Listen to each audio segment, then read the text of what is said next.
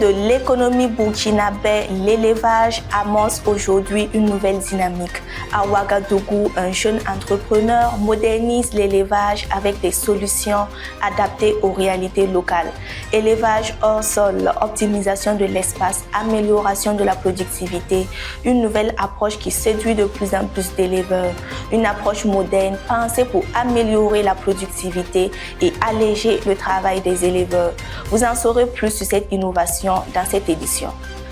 Elles ont vu le temps passer mais n'ont rien oublié. À Saba, des femmes âgées partagent leurs souvenirs d'une époque marquée par la solidarité et le respect. Entre nostalgie et transmission, elles interpellent les jeunes sur les valeurs qui se perdent. Des récits riches d'enseignements à suivre dans ce journal. Madame, Monsieur, bonsoir et bienvenue dans cette édition. Comme annoncé en titre, révolutionner l'élevage traditionnel au Burkina Faso, c'est le défi d'un jeune entrepreneur. Il mise sur des cases intelligentes et un système d'élevage hors sol.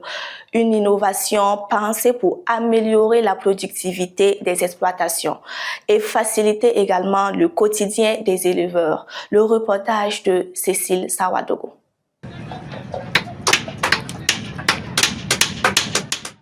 Lancée depuis 2017, l'entreprise Elecofaso s'impose avec un concept innovant, l'élevage hors sol à travers des cages intelligentes et des systèmes adaptés aux réalités locales. C'est parti d'un constat, parce que moi personnellement je fais de l'élevage, je fais de l'aviculture, mais bon, je suis menuisier en tout cas de profession. Bon, mais une fois je me suis demandé, à chaque fois élever au sol, est-ce qu'il n'y a pas de difficultés? Donc là est venue l'idée maintenant de fabriquer une cage débutant, simple au début, voilà, que j'ai eu vraiment à expérimenter chez moi-même à la maison et avoir vraiment des résultats positifs. Dans ce sens, vous allez voir que quand je faisais un peu à la maison, mes voisins de gauche à droite, ils s'intéressaient vraiment à ce que je faisais. Voilà, donc dès là-bas, vraiment, je me suis dit, ok, et il faut que nous révolutionnons vraiment ce secteur vraiment, qui est vraiment passionnant et qui est un secteur que vraiment les gens aiment. Voilà, mais comme on le dit à chaque fois, les gens aiment vraiment l'élevage, mais beaucoup n'ont pas l'espace, beaucoup n'ont pas le temps. Voilà, donc c'est là est venue l'idée en tout cas de proposer des cages intelligentes, des cages débutantes, des cages de résilience. Spécialisée dans la conception de cages intelligentes, l'entreprise propose une alternative à l'élevage traditionnel. Ici, tout est pensé pour optimiser l'espace, améliorer les conditions d'élevage et faciliter le travail des producteurs. Quand on parle de l'élevage hors sol, l'élevage avec les cases intelligentes, nous allons parler français simple. Nous faisons l'élevage au sol. Par exemple, l'élevage au sol, tu vas construire un bâtiment de 100 poulets. Tu es obligé de mettre tous les 100 poulets ensemble. S'il y a un problème, tu es obligé de les traiter ensemble. Alors, avec les cases intelligentes, nous avons des cases qui ont une capacité de 100 poulets. Dans les 100 poulets, vous aurez l'occasion de les diviser en 3 niveaux. Voilà, donc soyez-en sûrs qu'avec l'élevage hors sol là, avec l'élevage avec les cages intelligentes, tu ne peux jamais dire un jour que tous mes poulets sont morts. Tu vas trouver que à chaque fois s'il y a un problème, c'est par niveau. Donc tu as l'occasion de traiter cette partie pour que les autres parties puissent vraiment épargner de ces problèmes-là. Et puis aussi quand on parle de production, à Ouaga, ici même, nous avons accompagné des gens qui font l'élevage de 1000 poulets chez eux à la maison avec nos cages là.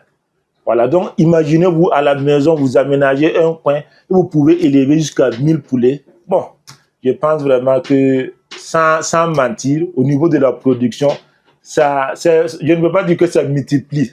Voilà, vous pouvez amener votre production à 10, à 15, à 20 avec les cages là en tout cas, si vous voulez. Des cages hors sol, des cages de résilience aux poussinières intelligentes et Elecofaso mise sur des solutions pratiques, adaptées et durables. Objectif, permettre aux éleveurs de mieux gérer leur exploitation tout en augmentant leur productivité. Cependant, les difficultés ne manquent pas. Actuellement, les difficultés en tout cas, c'est parce que nous fabriquons nos cages là, et nos cages là avec du bois rouge. Voilà. Alors actuellement, le Burkina vraiment a des sérieux aussi avec l'importation de ces matériels. Voilà. Donc bon, si si les autorités en tout cas nous écoutent et qui peut vraiment nous permettre vraiment d'avoir ces matériaux qui sortent des pays voisins, d'avoir ça vraiment facilement, ça va vraiment nous aider dans la production vraiment de ces cages-là. Voilà, parce que nous avons besoin aussi de l'aspect vraiment environnemental, voilà, pour pouvoir travailler avec ce bois-là. Parce que quand les poulets sont dans des cages qui sont fabriquées avec du bois, il y a toujours l'aspect environnemental qui est toujours là. Voilà, donc ça leur permet aussi d'avoir une certaine croissance aussi, quoi. Voilà, donc c'est un peu ça. Ça, c'est un. Bon, les difficultés en tout cas que nous rencontrons aussi, c'est vraiment demander aux autorités en tout cas de se pencher pour vraiment regarder ces jeunes vraiment qui sont en train d'innover dans ces secteurs-là, dans tous les secteurs. Voilà, parce que moi je suis là depuis 2017, je travaille avec beaucoup d'associations qui commandent souvent des cages pour donner à des déplacés internes, tout ça. Donc tout ça, c'est des aspects que le gouvernement aussi peut faire des projets pour nous approcher, pour que nous aussi nous essayons vraiment d'établir quelque chose ensemble pour pouvoir aider ce côté. Il y a l'aspect aussi des jardins scolaires, un peu dans les établissements. Voilà. Pourquoi pas aussi vraiment regarder le côté élevage hors sol. Nous allons apprendre aux enfants comment faire l'élevage hors sol. Nous allons les apprendre comment fabriquer des matériels d'élevage hors sol avec leurs moyens de bord, même à la maison. Tout ça, c'est des projets qui sont là, mais vraiment, nous n'avons pas encore eu à taper à la bonne porte. Et l'Ecofaso, c'est avant tout l'initiative d'un jeune entrepreneur engagé et déterminé à contribuer au développement de l'élevage au Burkina Faso. Une initiative innovante qui mérite d'être encouragée. À présent, place à une immersion dans l'émission Ils ont marqué l'histoire de la semaine dernière. Edouard Ouedraogo en était l'invité et avec lui, il a été question de son parcours et de la création de l'Observateur Palga. Plus de détails dans ce compte rendu de Sou-Francine Ouattara. Journaliste chevronné et fondateur du journal Le Doyen de la presse privée au Burkina Faso, il se distingue par sa maîtrise de l'information et son sens élevé de la responsabilité. De l'enseignement, il est passé au monde du journalisme auquel il a consacré toute sa carrière. J'aimais lire, j'aimais les livres. Quand je suis venu, un de mes soucis, c'était, je disais, quand je vais quitter l'enseignement, je vais me lancer dans la librairie. Donc moi, j'avais dans l'idée de travailler à lancer cette initiative-là au bout d'un certain nombre d'années d'enseignement. Mais le journalisme aussi, j'en avais un peu la bosse parce que de par ma formation et par un certain nombre de choses, j'aimais aussi les journaux. Les circonstances ont précipité beaucoup plus mon choix vers le journalisme. C'est ainsi que en 1973, comme évidemment sur le plan institutionnel, sur le plan juridique, la Haute-Volta était en plein pluralisme, c'est-à-dire que tous ceux qui voulaient lancer des partis politiques étaient libres de le faire, ceux qui voulaient lancer des syndicats étaient libres de le faire, oui. Et c'est ainsi que l'idée de créer l'Observateur est venue, dont le premier numéro est tombé le 28 mai 1973.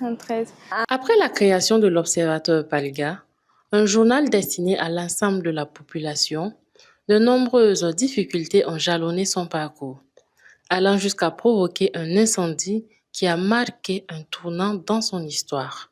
Jusqu'en 1984 était le journal de tout le monde et chacun y trouvait son compte, y compris les révolutionnaires, surtout eux, parce qu'en dehors de l'Observateur, avant qu'ils ne viennent au pouvoir, il n'y avait pas ce journal-là dans lequel ils pouvaient défendre leurs idées.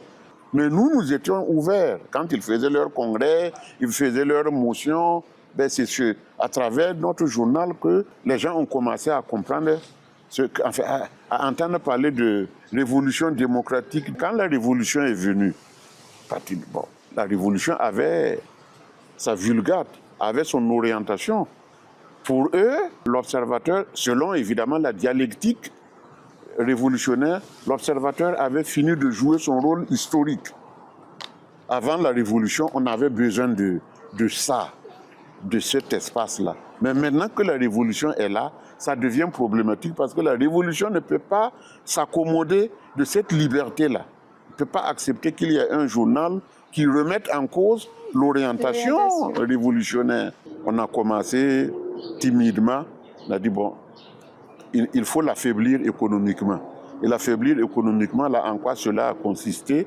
Bon, à partir de janvier 1984, il y a un arrêté du ministre des Finances qui est sorti, qui a dit qu'il est interdit à toute institution de l'État, sauf le ministère des Affaires étrangères et le ministère de l'Information, de s'abonner au journal. Dans la nuit du 10 au 11, là, il y a eu l'incendie. Jusqu'à présent, nous ne savons pas qui a provoqué cet incendie. On fait des hypothèses, mais je n'ose pas donner de nom dans la mesure où, si ce qu'on dit est vrai, la plupart de ceux qui ont fait commis cette forfaiture ne sont plus de ce monde. Le dernier journal, le journal qui a paru le 8 juin 1984, a parlé d'un complot qui aurait été découvert incriminant un certain nombre de gens, dont l'ancien maire de Ouagadougou, le colonel Didier Tiendebero. Malgré les épreuves, Edouard Ouedraogo reste un exemple de résilience dont le parcours continue d'inspirer le paysage médiatique burkinabé. Vous pouvez retrouver l'intégralité de l'émission sur la chaîne YouTube de Fadima. À Saba, en périphérie de Ouagadougou, des femmes âgées, des mamies au regard plein de souvenirs, gardent vivante la mémoire d'un temps révolu. Elles racontent une époque où la solidarité faisait loi et où le respect était la définition même de l'époque. Aujourd'hui, elles observent avec nostalgie les changements de leur communauté et rappellent aux plus jeunes les leçons de sagesse forgées par le temps. Le reportage de Gloria Balo. Bisan wora baya, la wora maya, ya sama, ya kasan la panda, la sampa wora ba, la wora maya, ya fiba. Elle porte en elle des pages entières de notre histoire. À Saba, ces femmes âgées de 70 à 92 ans sont les gardiennes de la mémoire royale. Leur voix, fragiles mais pleines de vie, font revivre un temps où respect, solidarité et amour guidaient chaque geste du quotidien. Un temps qu'elles regardent aujourd'hui avec nostalgie et espoir.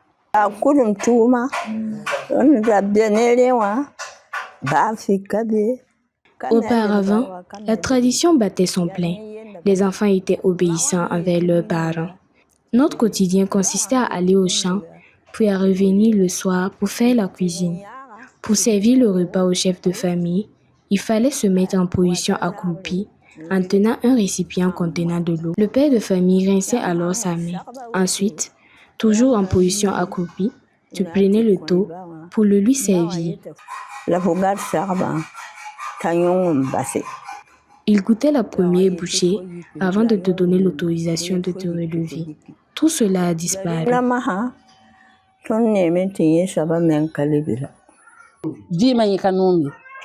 La vie d'aujourd'hui n'est plus aussi intéressante.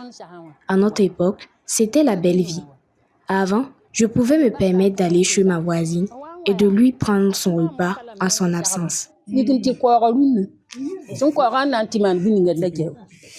Autrefois, il y avait beaucoup de choses qu'il était interdit de faire. Mais si c'était de nos jours, vous auriez essayé pour voir ce qui se serait passé. On ne peut plus gronder un enfant. C'est votre génération. La voix des aînés ne porte plus. C'est bien dommage.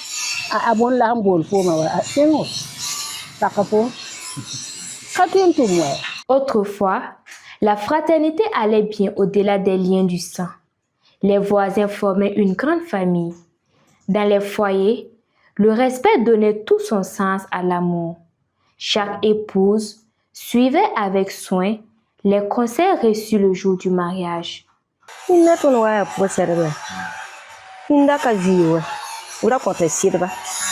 notre époque, on nous donnait un mariage aux hommes et le mariage était sacré. Ce n'était pas seulement une union entre deux familles, mais entre toute une communauté.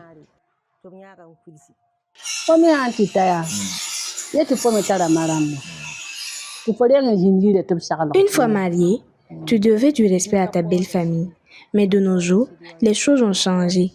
On entend souvent dire, c'est parce que c'est toi.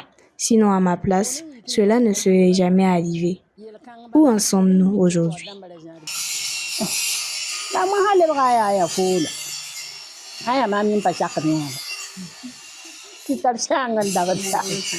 L'éducation des enfants autrefois concernait tout le quartier. Tout le monde veillait sur les plus jeunes. Aujourd'hui, si tu touches un enfant, tu risques la prison. Même en présence d'un corps, la télévision reste allumée et le téléphone continue d'être manipulé. À notre époque, il n'y avait pas de télévision. La première fois que nous en avons vu une, c'était un écran à tube chez le chef Tamsoba qu'on appelait Walil. Mais aujourd'hui, dit-elle, ces valeurs disparaissent peu à peu. Le respect des aînés se perd. La solidarité devient rare. Pour ces femmes, il est temps de se rappeler d'où nous venons pour ne pas nous perdre.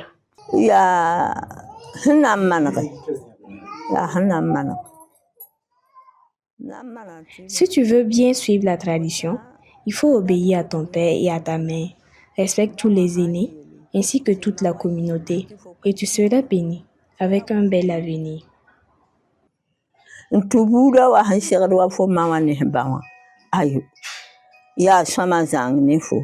Leurs mots sonnent comme un appel, car le progrès n'a de sens que s'il garde l'essence même de notre humanité. En écoutant ces femmes, c'est tout un héritage moral et culturel que l'on redécouvre, un trésor à transmettre aux générations qui viennent. Madame, Monsieur, c'est la fin de cette édition. Merci de l'avoir suivi et à très bientôt sur Fadima Web TV.